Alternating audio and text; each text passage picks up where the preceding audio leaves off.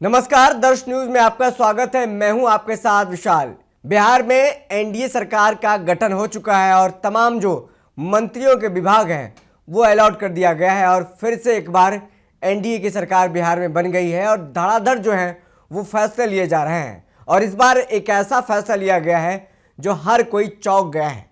नीतीश कुमार ने गृह मंत्री का पद जो है वो सम्राट चौधरी को दे दिया है, यानी गृह मंत्रालय नीतीश कुमार से पहली बार कोई अलग आदमी के पास गया है। यानी नीतीश कुमार 20 सालों से राज कर रहे हैं तो पहला दफा है जब सम्राट चौधरी के पास ये पद गया और नीतीश कुमार ने छोड़ दिया है।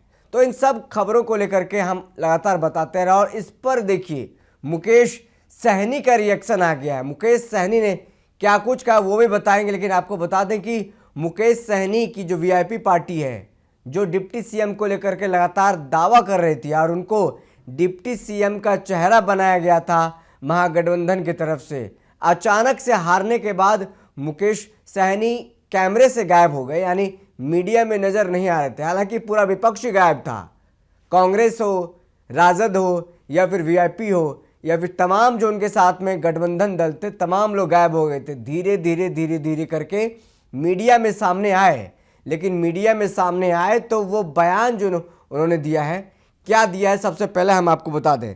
देखिए, वीआईपी के जो मुखिया है महागठबंधन के सहयोगी मुकेश सहनी ने तंज कसा है। तंज कसते हुए उन्होंने दावा किया है कि सिर्फ नाम के लिए नीतीश कुमार को आगे रखे थे, अभी तो गृह मंत्रालय छीना है, बहुत जल्द ही सीएम की कुर्सी भी बीजेपी छीन लेगी, फिर किसी और को बैठाने का काम करेगी।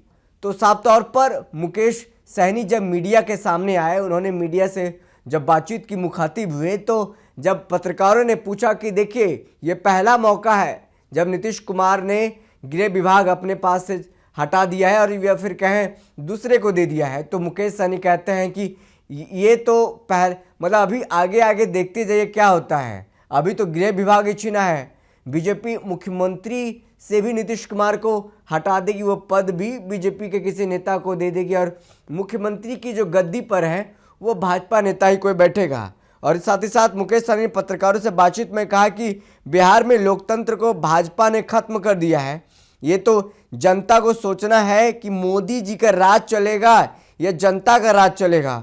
बाबा साहेब अम्बेडकर ने लोकतंत्र बनाया और आज बीजेपी वोट चोरी कर रही है। गरीबों को 4 किलो चावल देकर एहसान जताया जा रहा है कि तुम्हारा विकास यही है, तुम गुलामी करने लायक हो। बाबा साहेब का नारा था कि धरती पर आए हो तो कुछ करो, सिर्फ खाने के लिए आए हो तो तुम्हें मर जाना चाहिए।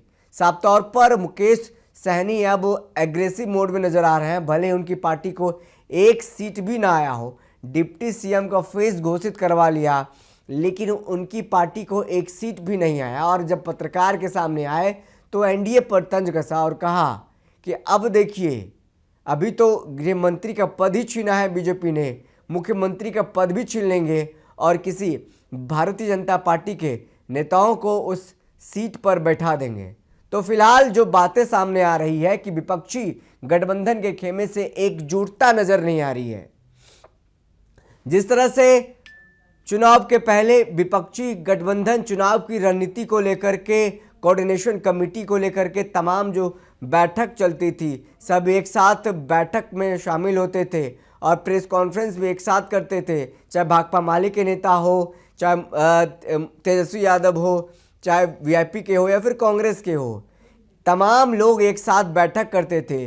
लेकिन हार की जो जिम्मेदारी है वो सामूहिक नहीं ली गई है, वो अलग अलग लोग, अलग अलग पार्टियों की तरफ से समीक्षा की गई है और वो औपचारिक नहीं, मत एक तरह से कहा जाए कि बस यूं ही एक निभाने के लिए कि चलो मीडिया के सामने कह देते हैं कि हार की जिम्मेदारी ये है। बस सिर्फ मीडिया के सामने आकर के प्रदेश अध्यक्ष राजेश राम हो या पप्पू यादव ने कांग्रेस की तरफ से कर दिया और समीक्षा बैठक आरजेडी ने कर ली, भाकपा माले भी समीक्षा बैठक कर ली। वही आरजेडी ने अभी तक इस पर कोई स्टैंड या फिर कहें कि कभी इसको लेकर के बातें नहीं कही है कि हार का जो मुख्य वजह क्या है, उनकी रणनीति फेल हुई या फिर कहां पर आरजेडी चूक गई। तो तमाम तस्वीरों के साथ बने रहें, दर्श न्यूज़ के साथ देखते रहें देश दुनिया की तमाम खबरों के लिए। बहुत बहुत शुक्रिया।